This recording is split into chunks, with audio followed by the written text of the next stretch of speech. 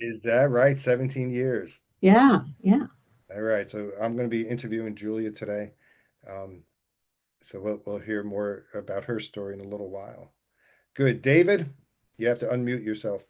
Yeah, hi. My name is David. I'm in Maryland, a little bit south of Baltimore, and I've been serving as a senior pastor of a church here, Korean church, for the last about 10 years. Okay. And before that, I was in Indonesia for 20 years. No kidding. Fantastic. I might have to, I was invited to go speak in Indonesia. Um, I don't know when it's going to be, but to bring some EHD teaching to Indonesia. So I might have to touch base with you on that. Oh, I love that. Thank you. Okay. I don't know how to pronounce your name. Zachariah Yeah, that's why I put Zashi on there. So, Sashi. hi, I'm Sashi Rodriguez. I am in Columbus, New Jersey as well, Dan. Okay. And I'm a leader at our church. I've been there like for about 20 years, and I do a lot of life study groups, and we've been engaging in the EHR, yeah, discipleship training as well. Fantastic. Great to have you. Thank you. Damon. All right, so I'm Damon Relder. I'm one of the associates here at Coker Methodist Church in San Antonio. Very much like Julia, I've been here for 17 years now, and by Texas standards, I'm just a little bit west of Julia. Um, and I mostly take care of all things education here, from our preschool all the way through our adult ministries. But this is something we've been doing now as a part of a 3-year discipleship program that I have. And this will be our 4th year to do EHD, and it has just been incredibly powerful. Fantastic. Thank you.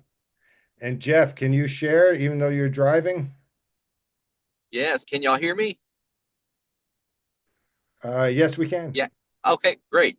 Yeah, I'm Jeff Fox, lead pastor at Trinity Worship Center in Corpus Christi, Texas, and just been on this EHD journey for a couple years now, and taught it and been an apprentice under Coach Stephen there, and so excited to be with y'all here. Good. Good to have you. Thanks for joining. Even just be careful driving. All right, is that the question came in where the link is. The link is that not working? The one I put in there? It's in the chat. So I think you said, I didn't see anything on the chat because you said that you had indicated a few links regarding like the upcoming trainings and Yeah. everything. Yeah. Is I that it? didn't see it on the chat, no. Are you all not seeing it on the chat? No. Really? Isn't that disturbing?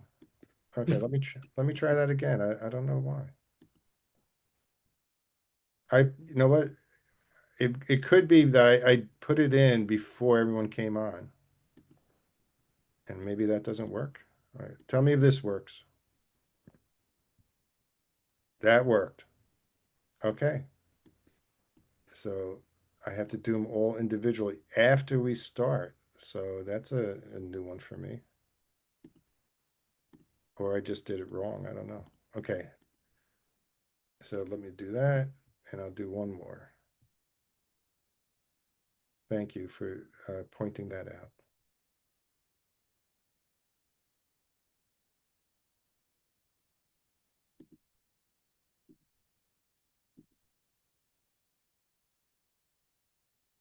Okay, thanks.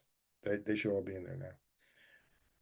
All right, so I wanted to talk a little bit about Blue Christmas and journeying through grief during the Christmas season. And um, I just right before we came on, I did a devotional on the Magi, and you think about what happened after the Magi's visit and the slaughter of the innocents, and that too is part of the Christmas story. It's not the part that we often tell about. It's certainly not the part that's portrayed on Christmas cards, you know, but it's part of the Christmas story, right? And so grief and sorrow and loss are also part of the narrative. And so, the song says it's the most wonderful time of the year. And I love it. Don't get me wrong. It is a wonderful time of year. But but but for many it's also the hardest time of the year. Because of loss, because of sadness, um, because of loneliness. When we think of Christmas, think of the lights and the music and the food and the tradition and the celebration part. And that's great. I hope we all can participate in that. But also for many of us, it carries grief, right? We've lost people, or we've lost a role that we used to play, or we lost a community, or we lost uh, certainty about something, or we lost a season that we'll never get back in life. And so those things happen. I know for my family, we're carrying with us last January, our niece, 34-year-old niece, was killed in a car accident here in New Jersey. And so it'll be our first Christmas without Samantha. And so when we come together for our Christmas Eve gathering, we'll all kind of feel that, and we'll know it, right? So it's part of Christmas that we carry with us. Um, in EHD language, we try to say you cannot heal what you do not feel. And so you have to be able to enter into those places of hurt and sorrow and grief. And um, Christmas, all the joys of Christmas can tempt us to bypass grief, right? Because we want to be joyful, we want to be have faith, right? We especially we're in leadership, we want to show leadership strength. But today, I just want to remind us that grief and hope can coexist. They're not opposites, and they often travel together. And one of the core invitations of EHD is to embrace grief and loss, right? There's a whole chapter on it in the EHS book. Pete says that the majority of Christians are stuck in a very immature faith because they do not know how to grieve their losses.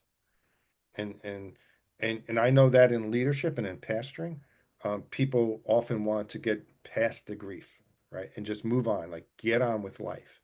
Um, but helping them and bringing them to that place of understanding, like, no, grief is part of the formation in Christ. It helps to form us, and it's not a detour from discipleship. It's part of a discipleship. And Jesus models this, right? We all know that. Jesus, he weeps at Lazarus' tomb, he grieves over Jerusalem, he carries the sorrow into Gethsemane. Um, so he doesn't deny that part of him. I've heard people say, well, he didn't feel it the way we would feel it, right? Because he's God. But then we take away his humanity. That was a whole dichotomy of splitting up his humanity and his divinity that the Gnostics did. But grief, um, we name our grief and we identify it, and it doesn't become something we necessarily hide from. We don't get mired in it, but we also see it as a place of holy ground. It's where God meets us in really a wonderful way. And so, in the iceberg, we ask, like, what's beneath the surface. So I would say, what's the Christmas iceberg for you all, right? What's your Christmas iceberg? Because as leaders, we're trying to live above the craziness of Christmas. And sometimes we could get on. I know when I was pastoring, I was on autopilot. Like, we had programs, we had live nativities, we had special services, right? I have to preach. We're hosting people. We had friendship Sundays right around that, you know, to invite people to church. We're serving, we're trying to hold it all together, but beneath the surface is often just not addressed, right? There's fatigue, or there's unresolved losses, or there's disappointments, um, or there's even questions, doubts. And EHD, I believe EHD reminds us that real transformation happens below the surface, right? And we're not required to deny what's underneath. We're invited to see it. Let me see if I could put up my slide here. I put up I don't know if I'm allowed to do this, but I made my own Christmas iceberg. Let me see. There's my screen share. Here it is. Okay, can you all see that? All right, so all right, so above the surface we have our laughter, traditions, parties, right? Gifts, food, music, all wonderful things. I'm a Christmas junkie. I love all that stuff. Uh, but underneath the surface, we have, sadness and fear and anxiety and disappointment and loneliness, and even below that, we would say almost like there's an even maybe another level of anger and grief and loss and resentment and regret. Like some of this stuff can be buried and some of it can be really buried, right?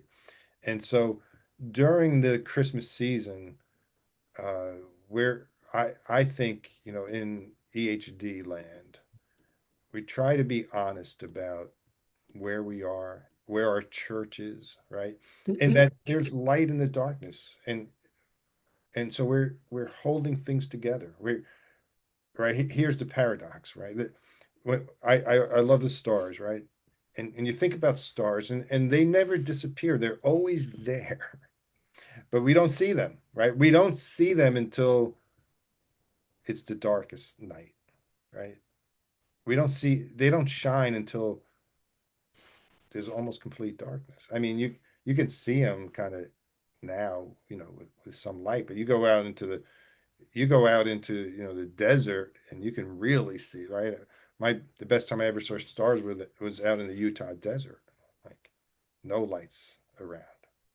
And I think in the same way, God's light um, doesn't wait for our grief to be resolved. It meets us in the darkness. Um, I'm doing a blue Christmas service this year. Um, I've never done that before, but um, I I'm looking forward to it because I I always want, like when I was pastoring, I always wanted to do a blue Christmas service. And if you don't know what a blue Christmas service is, it's a service that recognizes that people carry grief and just kind of name it and just have some liturgy and prayer and scripture around it. With a sense of the hopefulness of God's light, I'm going to put this in the chat in case um, anybody would be interested in attending, or somebody who might be interested in attending. It's on Zoom, um, but I'm doing it this year for the first time, so I don't know I'm sure I'll make a lot of mistakes, but I'm just trying to give people a space to gather, and it's not about fixing anyone's grief. It's about creating space to name what you lost, space to be honest with God, space to let light in and healing begin. And um, so, like, let's just take a moment before we switch gears here, um, and just think, what is a loss you might be carrying this year during this season? It doesn't have to be a loss from this year. Just it could just be a loss that you've been carrying that's there in your life.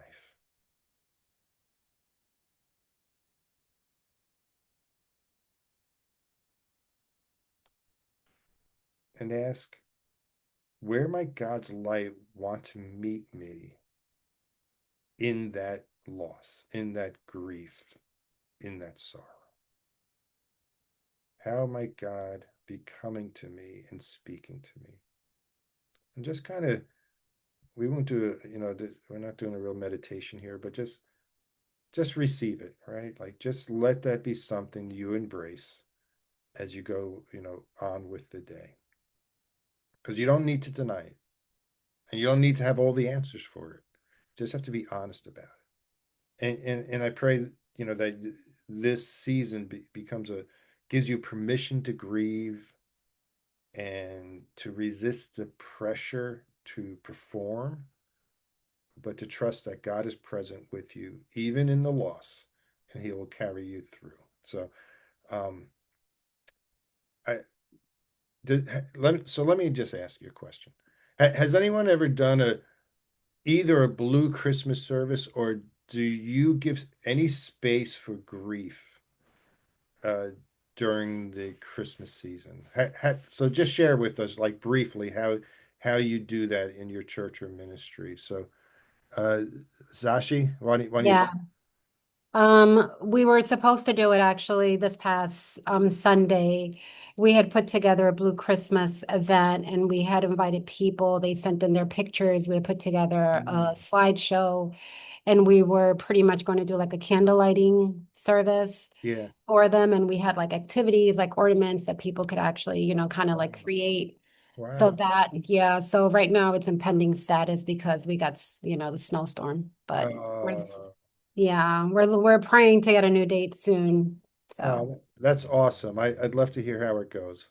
absolutely. Yes, Yeah, thanks for sharing. absolutely. Amen. You said that you guys are doing something. We have for many years at this church and other churches I've had, we held Blue Christmas. It was what's called the longest night service. Mm-hmm. It was always held on December 21st. Mm-hmm. Um, and then we discovered that with a church that size, it just doesn't work very well having it on the 21st. So usually on the first Sunday of Advent, we do a blue Christmas service. So we did ours on the 7th. Okay, you do. Yeah, and it's an hour of fortunately we have a retired chaplain here at the church. Okay. And so I used to lead this for many years, and then she came on board a couple of years ago. So she is now leading that service. But Fantastic. like you said, it's a time of mostly people who have lost loved ones during the year. Yeah. Uh, some people who have lost a job Mm-hmm. or a wayward child. Mm. And like you said, we give them space to grieve in a way that is holy. Yeah. Yeah. No, it's beautiful. Thanks. I'm glad you guys get to do that. Anyone else have you do a service or you do some acknowledgement of grief as part of the Christmas or Advent season, Advent Christmas season? I don't Yeah, at believe. my church, Oh, go ahead. We do grief share. And Grief. so at the very end of our grief share semester, which finishes right the beginning of December. And so Okay. they do pull a piece of that in and All right. just helping in Beautiful. one of their normal grief share times. Yeah. They Yeah. bring that in and bring it up and discuss it. Yeah, no, I love it. Just giving voice to it. That's why I just think it's so important. Thanks, Julian. Chad? Yeah, we don't do a service specifically, but um, having walked the path of grief, uh, for the last 4 years, I acknowledge it quite often Hmm. in our services. Yeah. Uh, Specifically on our Christmas Eve service, I'll have um, the four Advent candles, love, peace, joy, hope, and the Christ candle in different places, and I'll have a sign on that candle so they know that's the peace candle, that's the hope candle. Yeah. And so I will acknowledge that we're all in different places. Mm-hmm. And for some of us this year, we need hope. Yeah. And so rather than doing the traditional, everybody just lights a candle and passes it around, Yeah. I invite the congregation to come forward and light their candle specifically to the Hmm. candle that they need. Love Uh, that. and that we did that the first time last year, and that was probably my first Christmas Eve service where a lot of people were crying. Yeah. Beautiful. That's You beautiful. know? Yeah. That's a beautiful way to do it. Thanks. Dan, did you have something you were going to say? yeah, we're doing a Advent sermon series this month on the people in Jesus's genealogy, actually the four women that or yeah, the women named in Matthew's genealogy, Yeah. Mm-hmm. the women Past that you. have tragic stories, and Yeah. yeah. Beautiful. Beautiful. Yeah, I mean, just acknowledging, and I love the different forms. That's what I love about the huddles too. I learned so much, and I'm going to steal a lot of these ideas. I wish, Ned, you said about the pictures. I wish I had asked people to send pictures. That would have been really good. All right, let's transition. Part of this time together is to learn from one another, and um, Damon was able to share either last month or the month before. I forget. It was last month. Um, and I love hearing about people's stories. And so if you all can just think of some questions along the way, that's helpful because that helps to spark conversation and it helps for us to learn from each other, right? Because some of us are new on the journey, some of us are kind of a couple of years, and some of us have been much longer. Um, Julia's been much longer. She's so I came on 13 years ago, and I was one of the first churches I coached was Julia's church. Brian Owen was a gentleman who was running things at the time, and we were kind of really new in our development of EHD um, and running it as a course and all those things. And Julia, I might have this wrong, but I think you came on either right after or shortly after Brian, maybe even I don't, you might have been with him, right, together, and then you took it over. And I remember you used to have a group of people you would bring with you to different things and gatherings, EHD teachings, and you guys were so hungry to learn it. And now you've been doing it for so long. Mhm. Um, so it's been great to see how you have brought the EHD principles and life into your church and ministries and carried it really as a path of discipleship. I think you Mhm. guys have done a terrific job of incorporating it into the life of your church.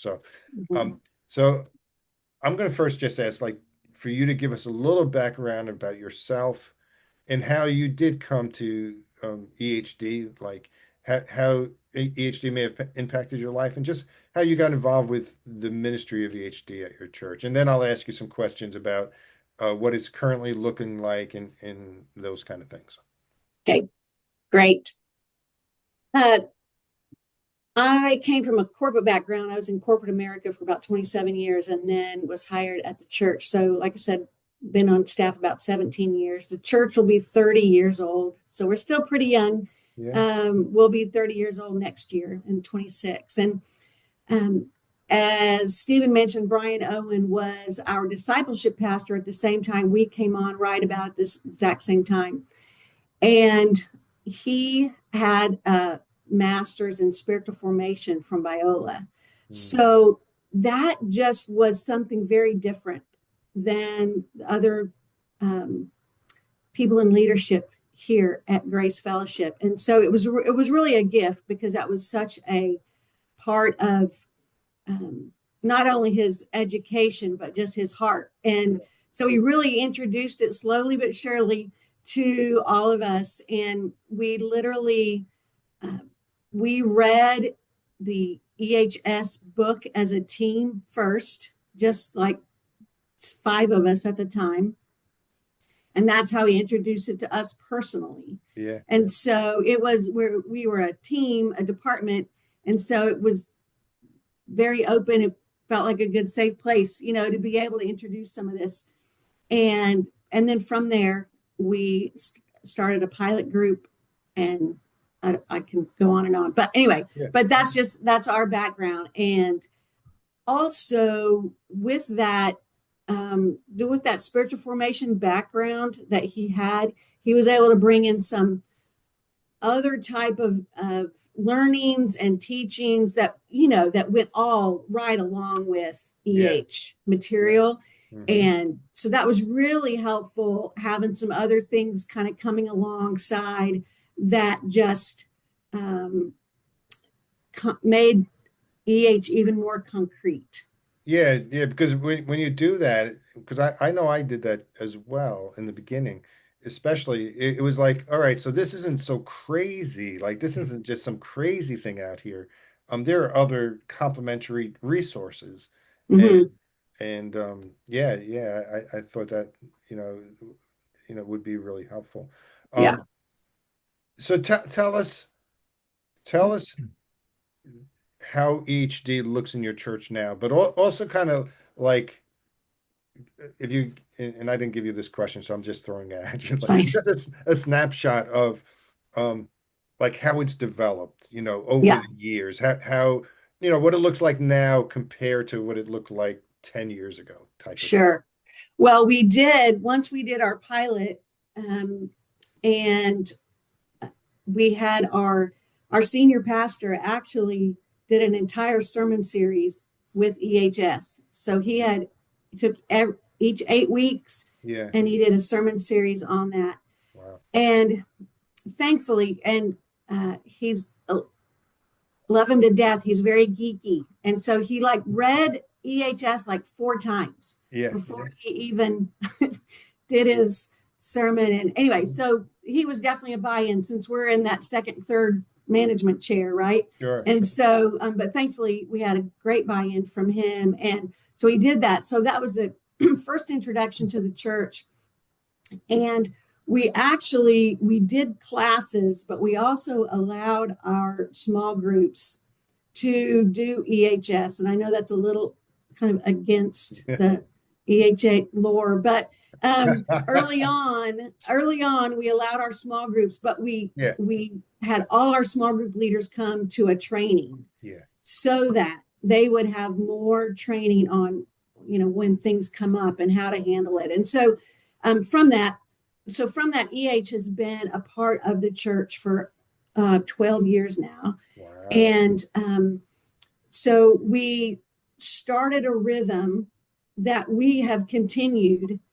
We started doing EHS clearly fall semester, spring semester, and that.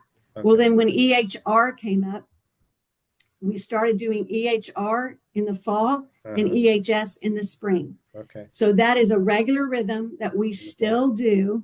Wonderful. And over the years, we've really had a lot of great, of just some really effective ministry with the emotionally healthy woman Oh, you also. have. Nice. So that's just been another really large piece of our, so we officially present that in the fall along with EHS. And what's been so beautiful is, I'm sure you're on this call because the um, content has changed your life. And so that's exactly our leaders. I don't lead any groups anymore. No, They're that's all great. lay led. They're all from people who have lives have been changed through our EH. And like Stephen said at the very beginning, we did bring our leaders to New York. We brought them to Queens, and we did when they were conferences Yeah, at the time. yeah. And so we brought leaders there. And actually, we still have one leader who's still leading, who went to those early Is conferences. that right? Yeah. But what's so great is our leaders are always looking for people Yeah. to replicate themselves and also be able to, start new groups. And so we each of our semesters, we have teams of 2 or 3 leads, depending on obviously the amount of people Okay. in the groups. But that's how we've continued. And the church language, you hear spiritual health, you hear the phrase emotional health a lot. Our senior pastor, when he's talking about different things, talks about beneath the iceberg, uses that language. And then, for example, I just had a meeting this morning with a couple of our pastors, and 2026, it's kind of the year of soul care for our staff. Okay. And so I'm excited because I haven't led an course in a while. But I'm going to lead an EH course at lunchtime Oh, nice. for those of staff who've never done EHS, and we're going to do EHS, and I'm going to lead that. We're going to get, permission for whoever wants to That's do great. an hour and a half. So we do that, and there's a lot of things that have gone into the success, Yeah. but it's changed lives. I mean, that's what, that's how it starts. That's Changed it. lives, Yeah. and they want to pass that on. How, and this might be a question someone carries, but I'm going to ask you anyhow. How, because I do a lot of coaching, right? And I see people have a hard time getting new people, right? So here you are, you've been able to pass it on and not, how did you do that? Like how did you develop a farm system to bring people along and pass it on to them? Yeah, that's a great question. And we do that, one, people taking the course big time, just by mouth. Yeah. And their own experiences. Our care department runs grief share, divorce care, marriage matters, all those. And so we are a great next step. Mm-hmm. That's a lot of language we use around here in our Mhm. discipleship journey is what's your next step? What's your next step? Yeah. So the emotionally healthy classes are a great next step with people coming out of our care department. So that's very intentional. Yeah. And then it's interesting because we've done it, people see it all the time as an option when when those come Yeah. up. Yeah. And to be very honest, we have a big sign up at the beginning. And then, once they kind of figure it out, we probably go from like 35 or 40 people, and the class ends up about 20, Yeah. which is, which is great. Right. So we don't have huge classes, courses, but they all will be 20 or more each semester. And it's word of mouth, but it's also the people that lives have been changed and they suggest people take it. And that's really how, and because it's consistent, because we do it each time, we can say, hey, this is coming up in the fall. Consistency is key, right? You're doing it consistently and people know it's there. And then you're seeing who's gravitating, who you can pick out as a potential table leader. Yes. That kind of thing. Yeah. Yeah. And I had dinner with our EH leaders just a couple of weeks ago. And so I knew I was going to do this. So I just asked them, like, what do you think? Why do you think this has been successful at Grace Fellowship? Yeah. And some of their responses, it's not surprisingly, were all relational responses. It's people feel welcome. Mm-hmm. People are able to be vulnerable. People are able to talk about things in a church setting that they never were able to talk about in church settings before. Sure. Why have we never been able to do this? This is where we're supposed to be able to talk about these things. Yeah. Just that it's very much the relational piece, and when we train our leaders, helping them go through that information so that then they're ready to share. They'll be the first ones to share. They'll be the first ones to open up. And just comments like it's a safe place and they appreciate the authenticity. And so a lot of the comments were relational, which makes a lot of sense. Yeah, no, that does make a lot of sense.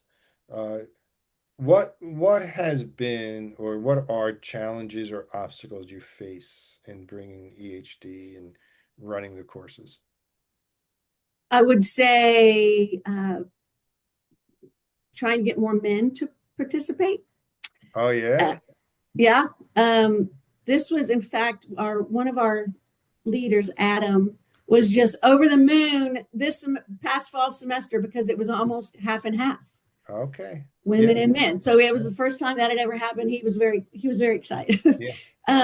So I mean, I think just being able to, thankfully we've had enough people go through it that people will ask, what is this? And depending on who they ask, might have already taken it or know someone to ask what it is. And when we promote it, I like promoting it with each week's topic. Yeah. So people don't have to wonder what emotionally healthy spirituality is, right? Like, what is Yeah. that? Right. Well, it's these 8 things that we're going to talk about, or Yeah. these whatever it is, So I think the promotion of it, and we've done a few videos of people who've taken it, Okay. but we don't rely on that Yeah. as Yeah. much, just because it's kind of a large church and we don't get all that airtime. Yeah. And so we have to just rely a lot on people suggesting it. But Yeah. I would say really just trying to get more men. But Getting more men. I don't think that's unusual. It's not. Yeah, it's just not. It's in my experience, right? Yeah. It just seems to be that women, and it's probably stereotypic, but gravitate more to the emotional language and content. right. It doesn't have to be that way, but it is. Yeah. And thankfully, we're seeing more younger people start to take it, which I'm thrilled with that. We've It got is. a lot more younger women and younger Yeah. men. In fact, the men that came this past semester, a lot of them were younger. And so what I've also loved is Interesting. some of our leaders who are not leaders anymore, but they're leading other ministries Yeah. now here. Yeah. And so they're always talking it up.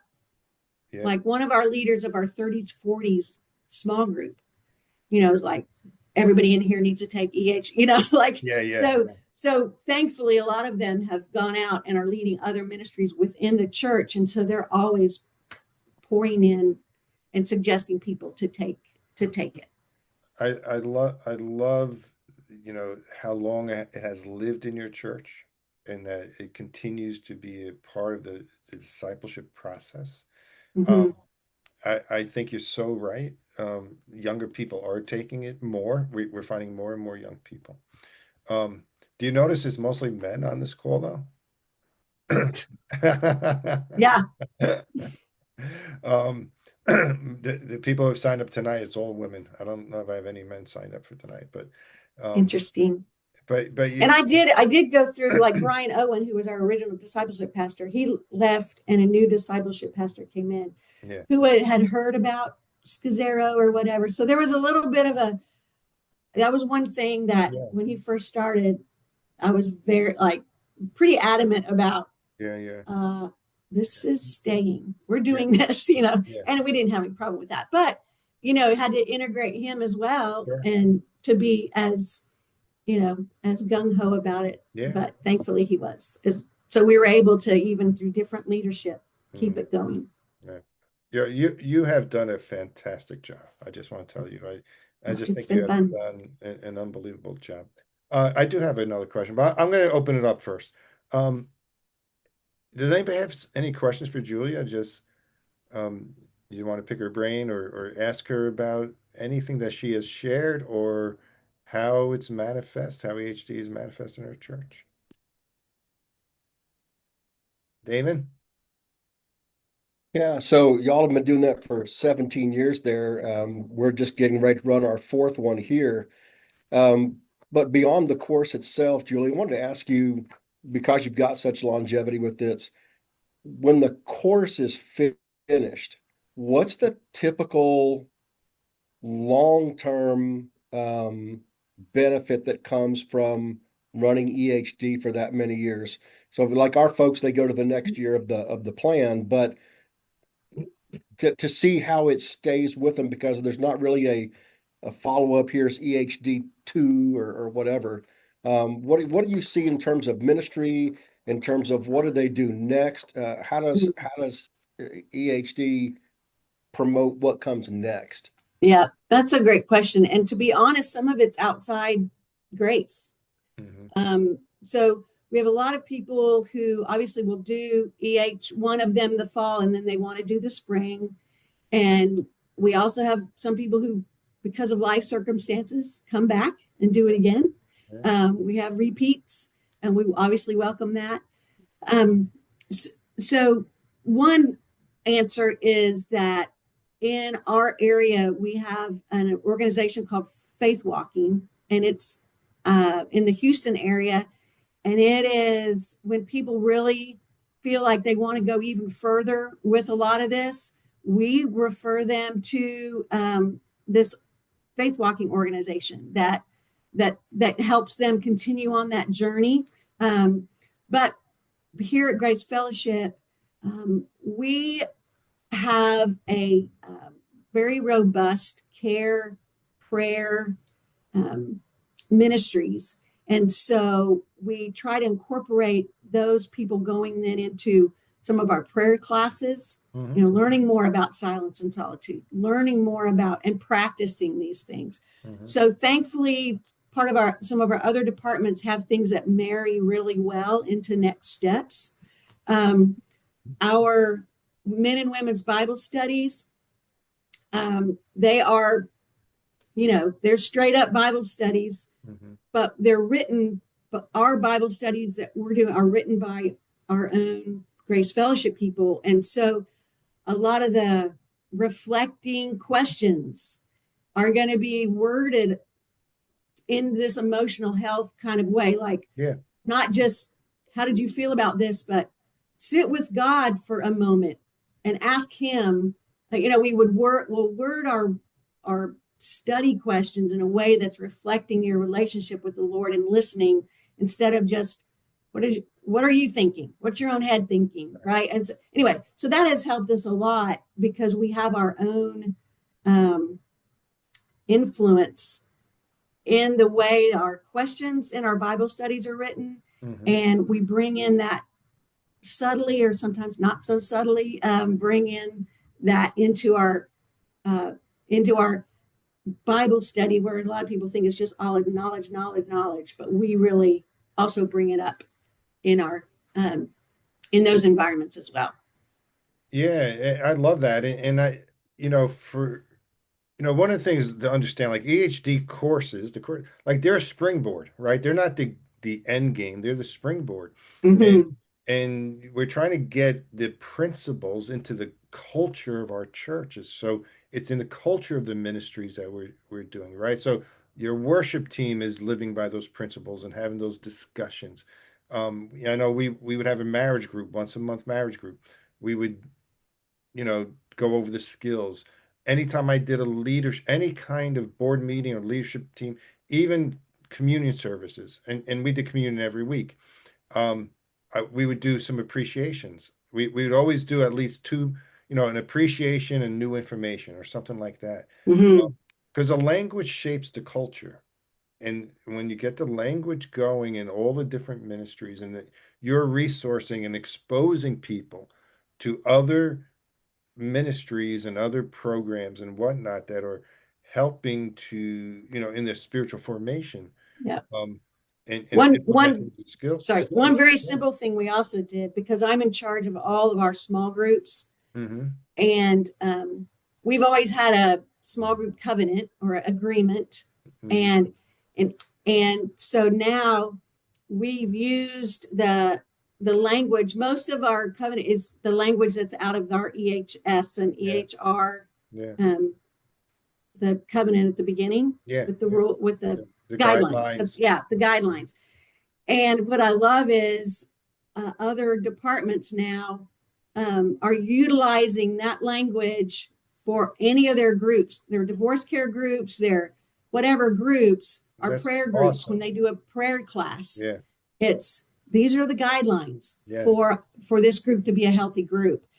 So almost everything we use that language. We might add something here or there depending on the group, but turning to wonder and things like that you just typically don't think about, but has now really been incorporated here with all of our groups, and we go over those guidelines, those first couple weeks in all of our groups. And it's getting into the culture. I used to have people say to me all the time, things like, can we have an emotionally healthy conversation? Because they're knowing the language. Good. Thank you, Damon.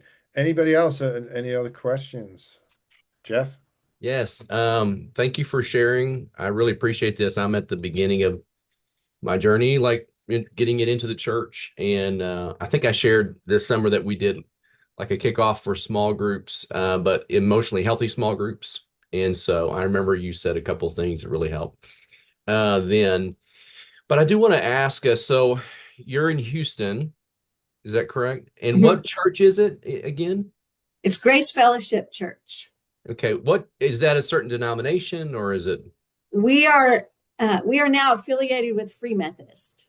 Free Methodist? We Okay. were a United Methodist, Okay. and we are now affiliated with Free Methodist. Okay. I guess my question is, if you were like Pentecostal, I had a whole nother question. Uh, We got lots of good Pentecostals at the church. yeah, I'm sure you do. But of course you have right doctrine, right, that y'all believe. How does Mhm. that weave into your discipleship process, where people understand what y'all believe as well as going through EHD? That's a good question. I think, when we go over our doctrinal statement, it's all our 7 conviction statements, that we talk about, which would be similar to probably everybody on this call. And then we do talk about our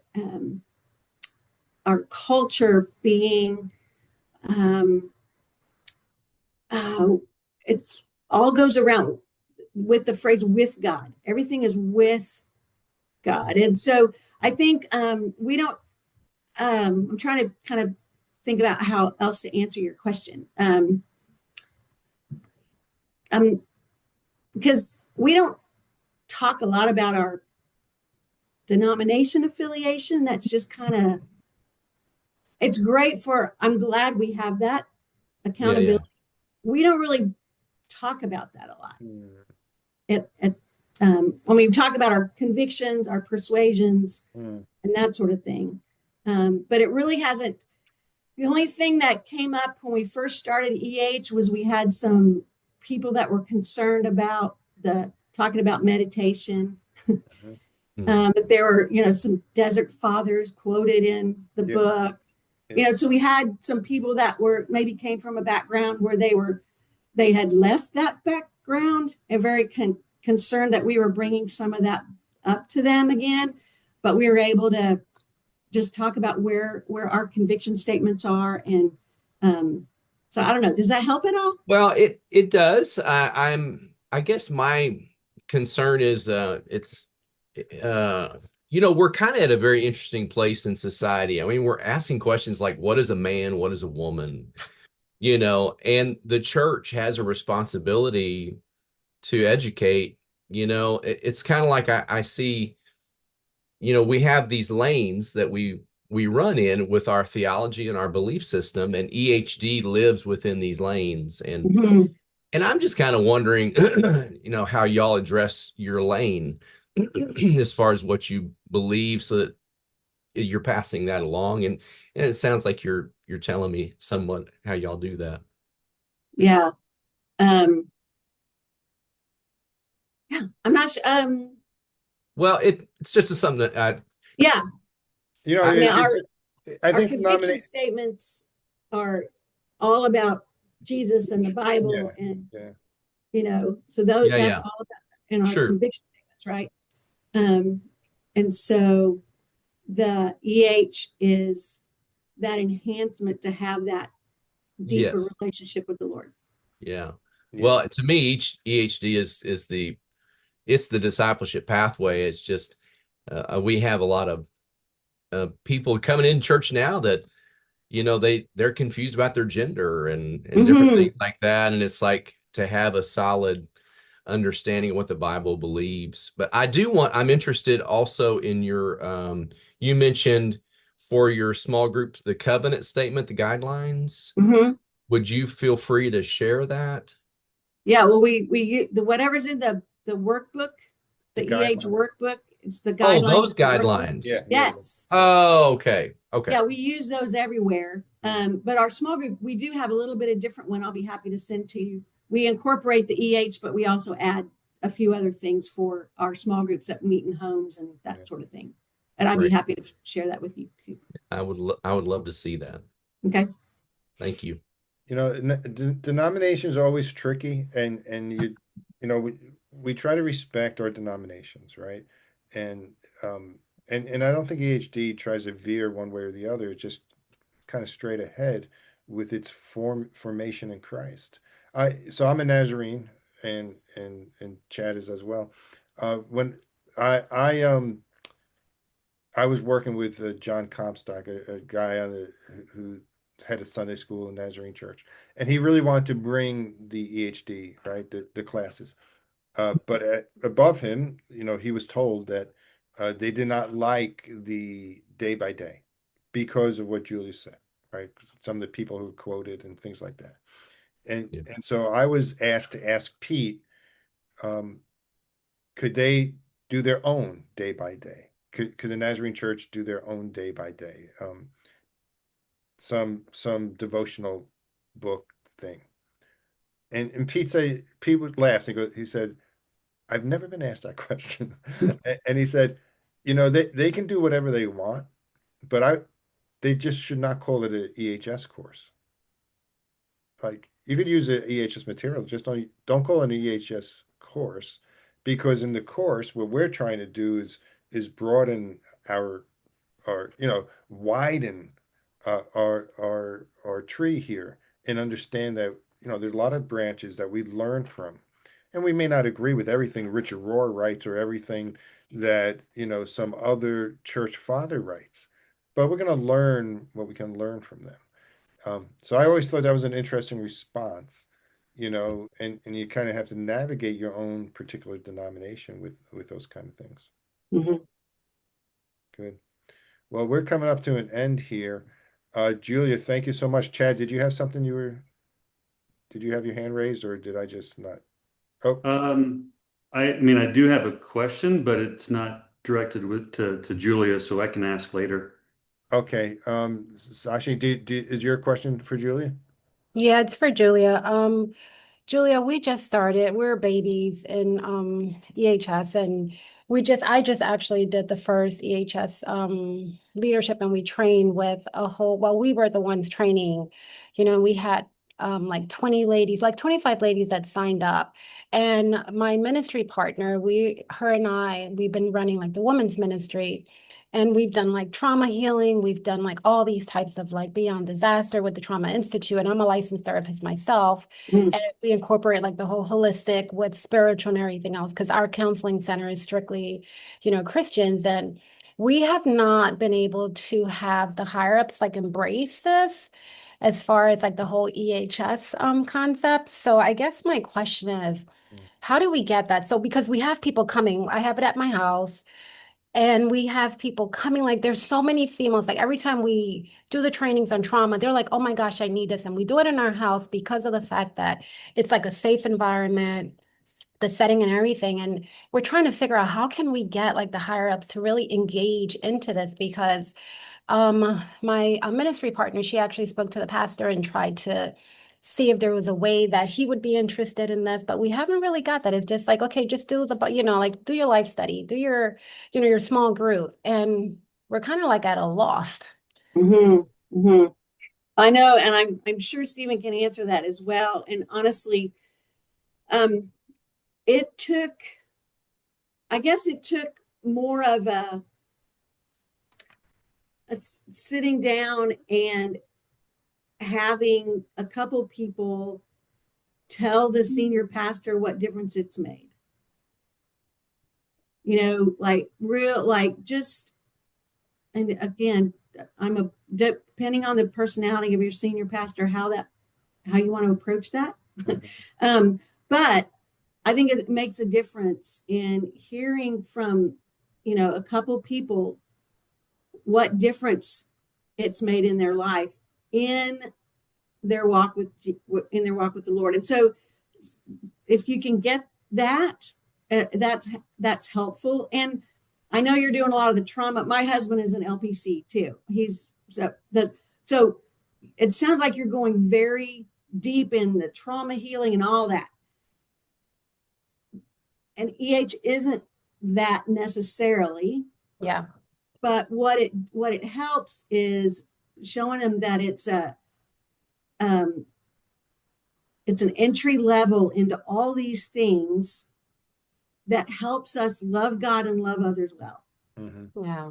And if you can maybe get a few people to talk about how much it's meant to them, and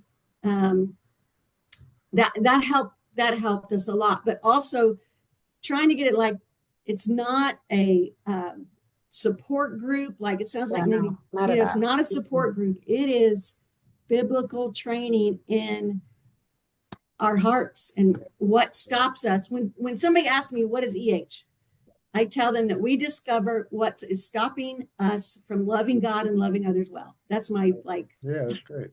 Yeah. Great way to say it. So anyway, I don't know if that helps, but it's a No, definitely. Yeah, I really like that as far as like maybe getting people, because they're just like, oh my gosh, like what do we do after this? So now we're going into EHR, the second portion when we start, and they're just like, oh my gosh, like they've never had like these type of teachings and stuff. And it's so important for us to be emotionally healthy.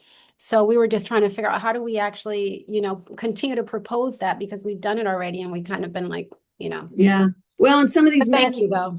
might be able to help you with some of that as well. Jeff, I'm going to close in prayer, and then anybody who wants to continue to stay on, please stay on, and we could continue with the questions. I just want to respect people's time.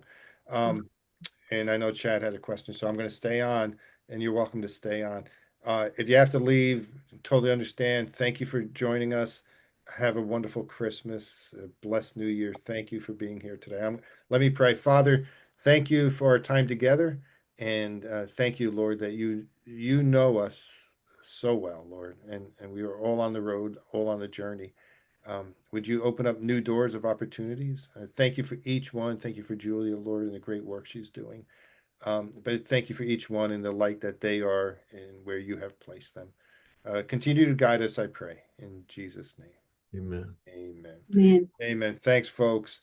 We're going to end this, but we'll continue.